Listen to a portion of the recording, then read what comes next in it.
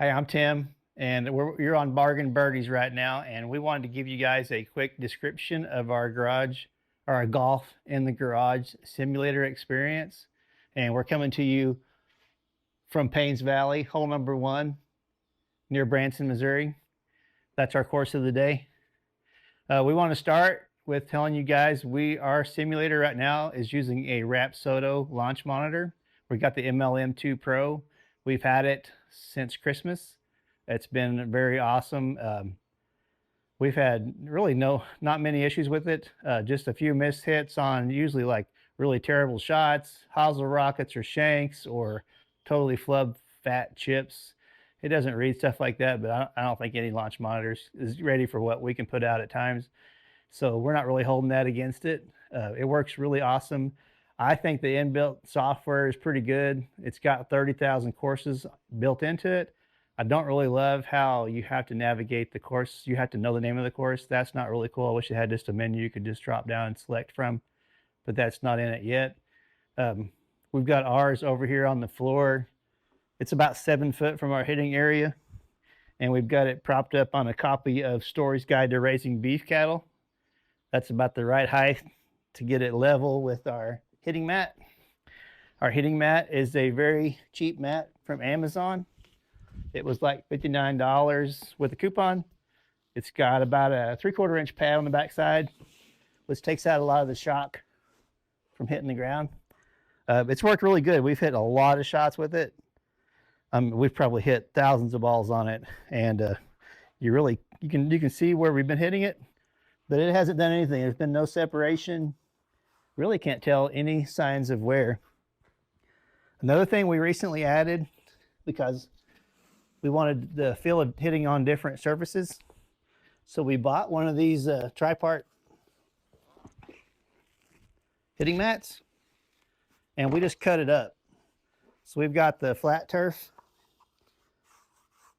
which is real similar to this. We've got a fluffy grass, which works great. We just slide this up and we're ready to go. And then we've also got this, which will hold a tee. This one's really nice to hit off of. So we got some different options there.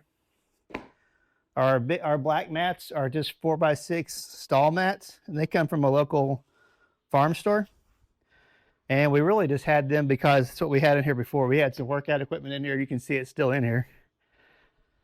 So we just kind of used what we had. It works great because it keeps this mat in place, and we didn't have to spend any money because we already had it. And I don't think they'll ever wear out. It deadens the ball pretty well. So it works pretty good.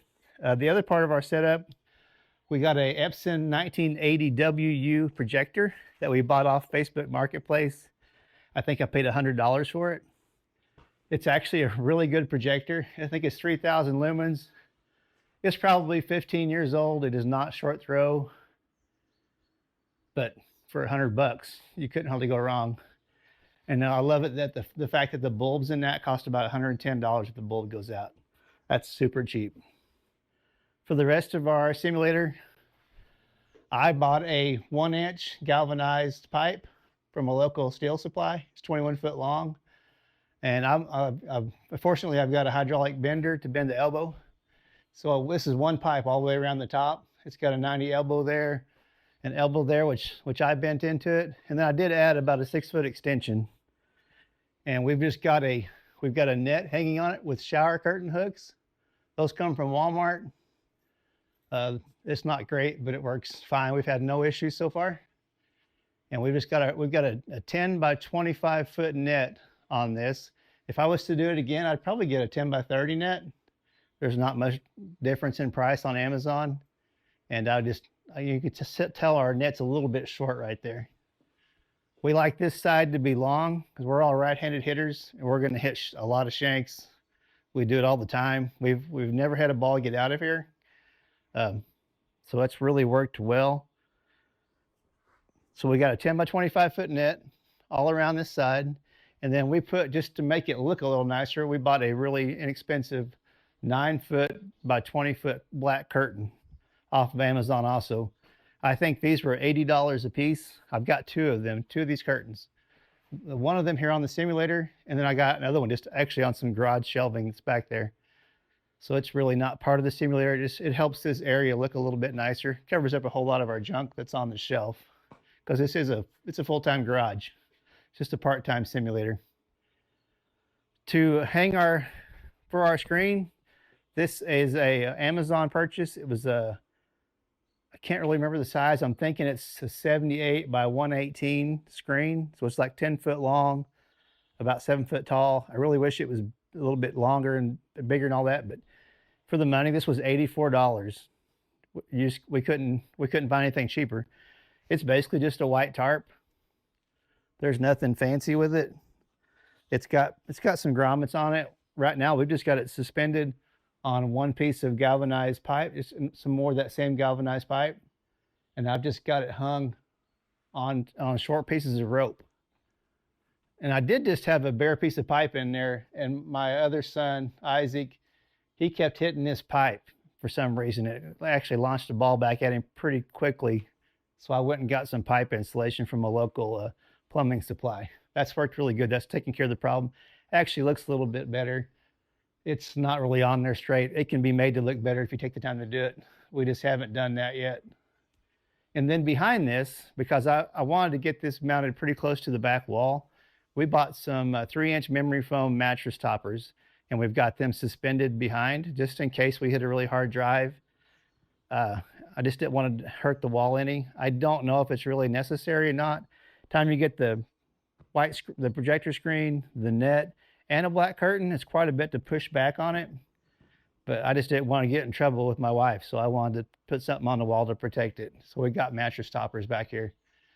And that was kind of weird to hang up. We got them pinched between two 2x4s. And the 2x4s are up about this high. If you hit a ball up high, because the way the tension works on the curtain and everything hanging down, it's not getting back there. It takes a lot to push a ball back that far up here. Let's see. The other thing we added this spotlight, which was another Amazon purchase. I think I paid $14 for that. It works pretty well. It gives us a spot to put the ball so we don't lose track of where we should be hitting from. I don't know if the extra light really helps the simulator work better or not, but it sure don't make it work any worse.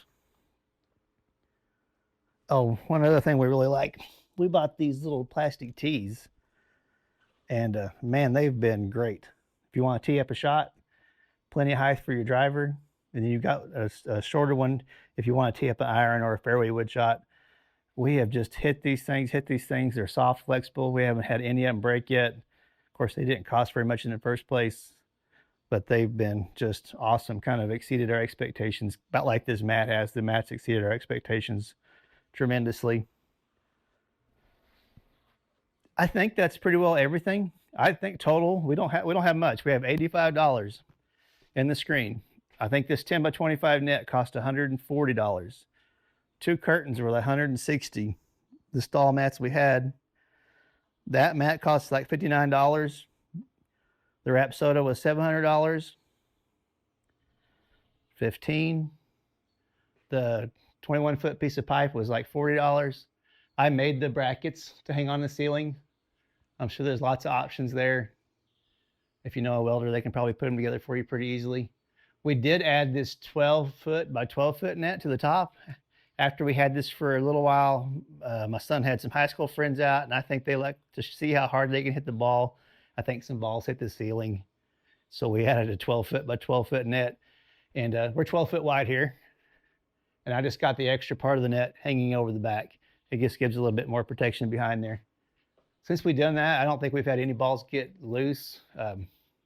This side is shorter, and for all right-handers, it works fine. We got club clearance, and we don't really hit many bad shots that way. All of our bad shots seem to go that way. We've been really happy with it.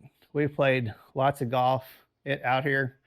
The boys have had friends come over. They played. It's been awesome for what we have. I think we have about $1,500 to $1,600 in everything. So you can do a simulator in your garage without costing a whole lot. And some of this stuff we have is even unnecessary. You could get by without the curtains. You could get by probably without the ceiling net if you're a serious golfer. You're not hitting a lot of really outrageously bad shots. So you could get by with less money. Our ceiling is exactly 9 foot tall. For all of us, it's fine. I'm 5'6". My son's like 5'7". You know, we've had some friends over that were 5'10", 5'11". It's not been a problem for them. I don't know if you're taller than that, you might get close, but for us, we've had no issues with that ceiling height. And it's just now the beginning of April.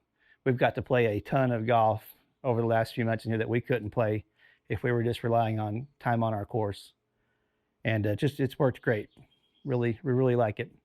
We will try to get links to everything that we've got here once we figure out how to do that.